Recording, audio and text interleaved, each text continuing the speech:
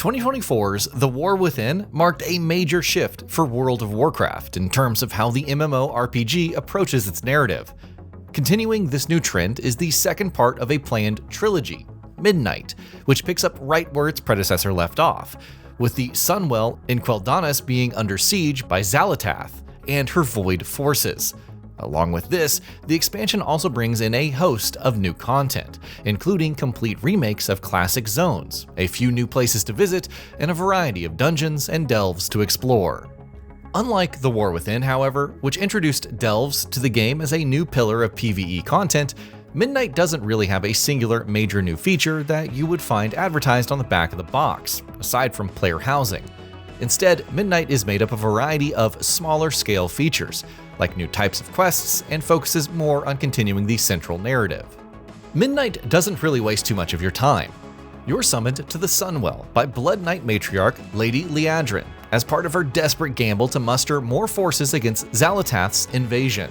On arriving to Quel'Danas, you're thrust into the action, tasked with rallying the major commanders, thinning out Void forces, and rescuing civilians caught in the crossfire. After these opening hours provide a glimpse of the major forces for the expansion, the Void, a possible corruption of the Light, and Amani trolls, you're then given the choice to pick where you want to go next, with early options including Zul'Aman, Harandar, and a questline called Arator's Journey that starts off in Silvermoon. Each one of these 3 story options is quite interesting, at least from the outset. Heading to Zul'Aman, for instance, will throw you into a story that revolves around the tumultuous war-ridden history between Blood Elves and the Amani trolls, while the latter try to sate their desire for historic vengeance while also dealing with incursions by Void forces. Arator's Journey focuses on the role paladins have to play in the war against the Void, as discussed through the eyes of the Arator, and revolves around traveling all across Azeroth to recover important artifacts. Harandar feels like the weakest of the 3, with the story largely revolving around the Light, long believed to be a benevolent force, possibly corrupting local flora and fauna by mutating them in strange ways. These stories all converge into the final stretch that takes you into the Void Storm, as you set up for the big battle by taking down Xal'atath's lieutenants and creating a staging area where the enemies of the Void can prepare.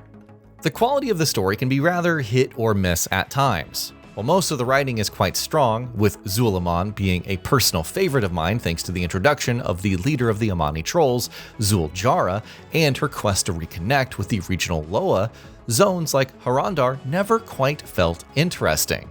While the Light being a corrupting force is certainly an interesting idea to explore, it largely feels half-baked here, and a similar story has already been told in more interesting ways in Final Fantasy XIV Shadowbringers. Midnight essentially treats Arator as its main protagonist for much of its campaign.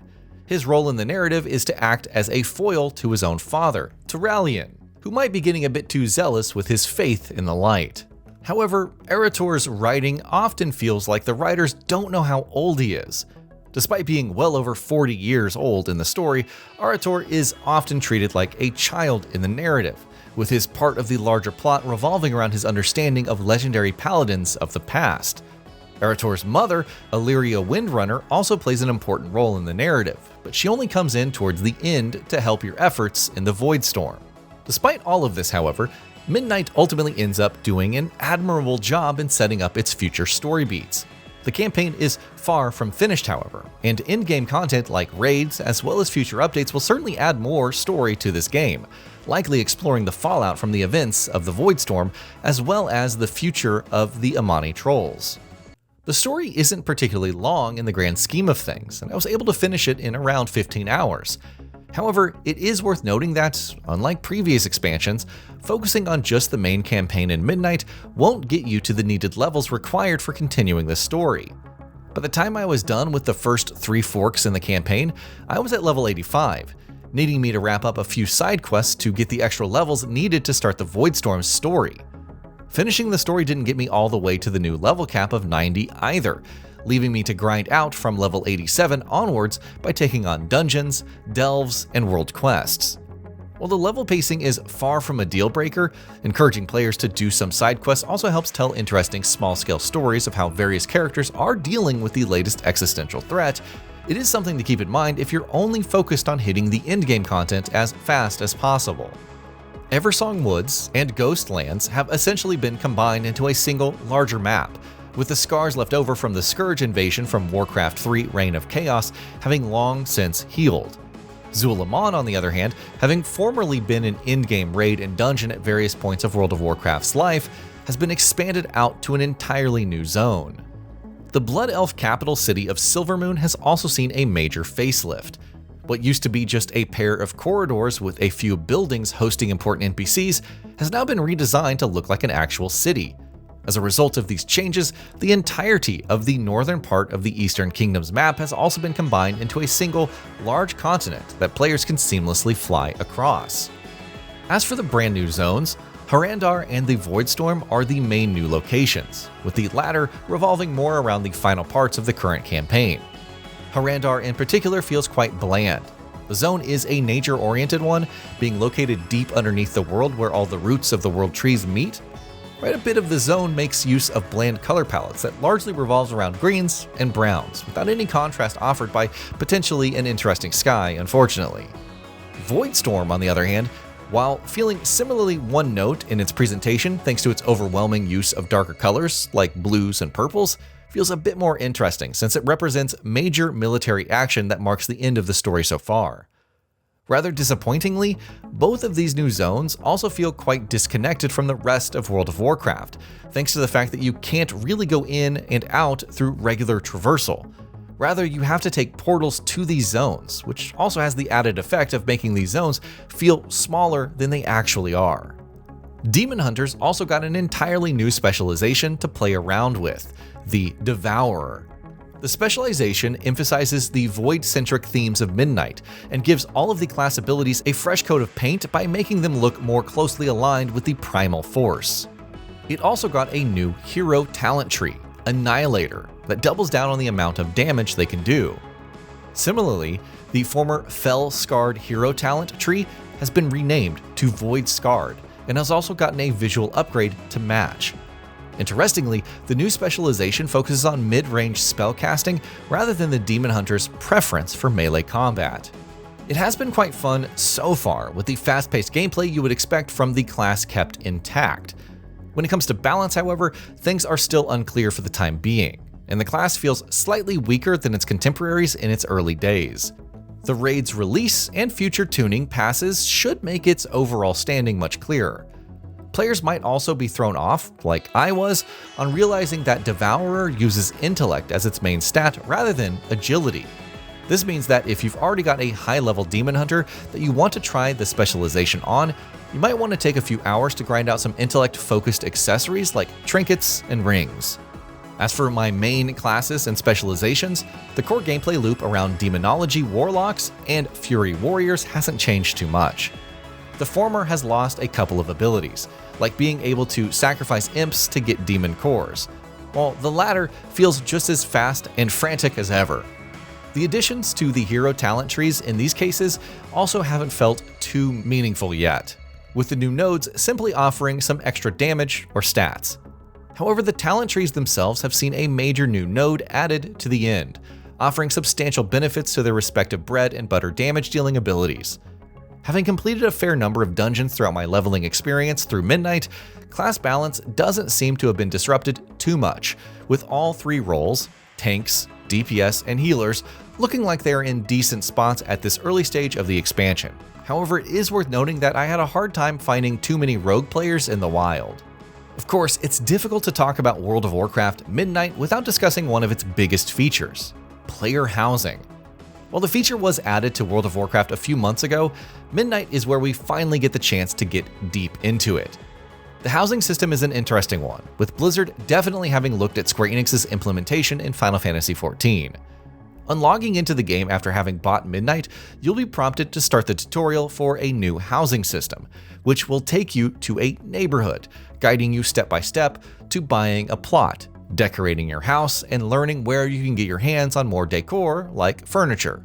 While almost entirely divorced from the overall gameplay of World of Warcraft, Midnight's housing system is a welcome addition, since it allows for a great new social space for players to just hang out in. there isn't any gameplay utility to the system that will, for instance, make you more effective at doing damage or healing in the high-end content. Rather, the entire system is a separate thing that you can do when you're tired of partaking in the usual PvP or PvE activities. Interestingly enough, there is also an entire progression system that revolves around your housing having levels. Leveling it up involves getting your hands on new pieces of decor, with each level rewarding you with more room to decorate your house, and entire new floor plans and rooms. As for how you can get your hands on decor, a variety are available through various vendors throughout the world. Many of Midnight's quests also add to this, offering appropriately themed pieces of furniture as rewards. While the raids aren't out yet, a quick glance at their loot tables in the Adventure Journal reveals that this will be yet another avenue for players to get their hands on new and unique pieces of furniture. Generally speaking, the housing system is phenomenal, bringing back a social element that has been missing from World of Warcraft ever since the MMORPG first introduced the garrison system in 2014's Warlords of Draenor expansion. While far from being particularly useful in helping you take down big challenges, hanging out with your friends or guildmates before you all set off for Mythic Plus dungeon runs adds a sense of community that's been sorely lacking in many modern multiplayer games. Midnight's broader feature set also deserves some credit beyond housing. The Harandar allied race gives the expansion another meaningful unlock for players that like to make new characters for new ways to experience the game. The prey system also adds a more directed, opt-in form of outdoor challenge hunting that helps the world feel busier in the gaps between story beats. When it comes to other content like dungeons and delves, there isn't anything radically new in Midnight. Sure, the expansion brought with it an entirely new set of dungeons for players that prefer taking on content as part of a group, and delves for the solo-oriented player, but ultimately, these systems haven't seen any meaningful changes since their previous incarnation. Delves continue to be well-designed content, tuned for solo play, with Valeria Sanguinar taking over from Bran Bronzebeard as your main NPC partner. PvP similarly hasn't seen many changes either, with the only major addition being one new battleground, the 40 vs 40 Slayer's Rise. The other new thing here is the fact that players now have access to PvP training grounds, where they can take on AI-controlled opponents in 3 battlegrounds: Arathi Basin, Silver Shard Mines, and the Battle for Gilneas. However, since these battlegrounds tend to revolve around large battles between teams competing for objectives, training grounds feels like little more than a way to waste a few minutes for veterans, while beginners might find it to be a great way to learn how their abilities affect other players. Professions also continue to see iteration rather than revolution.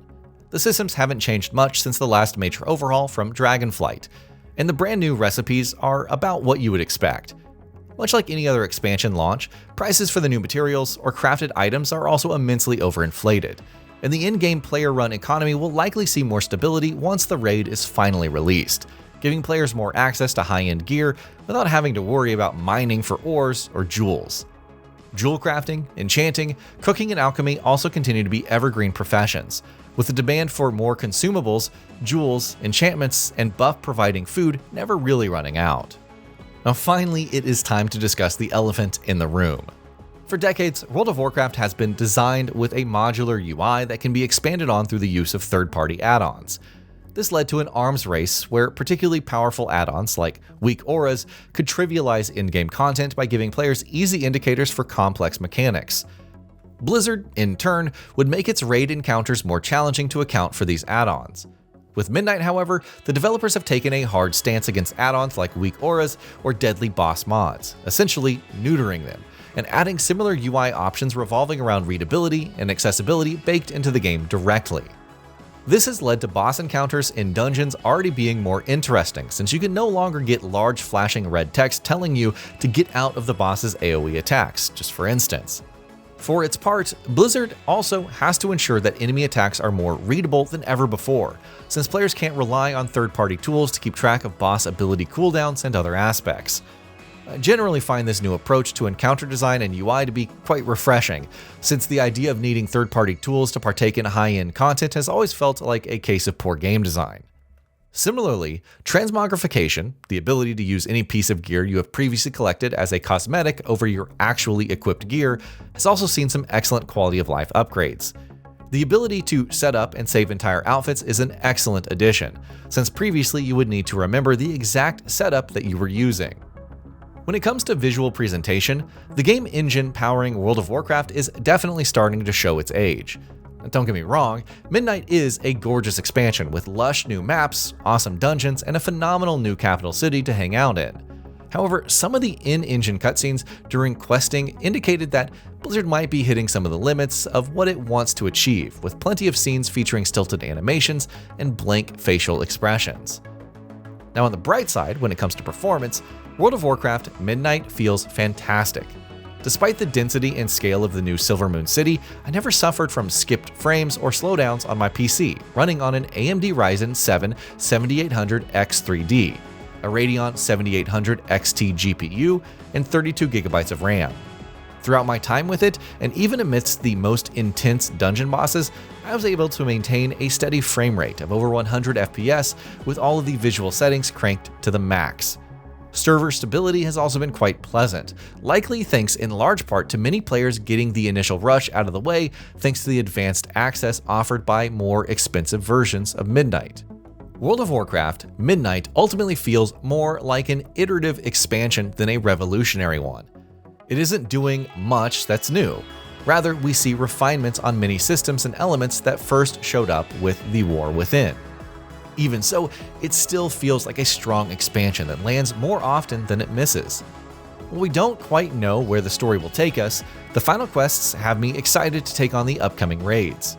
The currently available dungeons and delves have also been a joy to fight through, and the much-needed facelift to older zones has been a welcome sight. While new players might feel lost with the story, Midnight is a great place to start for anyone, and for those that might want to figure out what's going on, you can always revisit past expansions to catch up. And that'll be about it for this one. If you guys like what we're doing at GamingBolt, please consider subscribing to our channel, and I'll see you guys on the next video.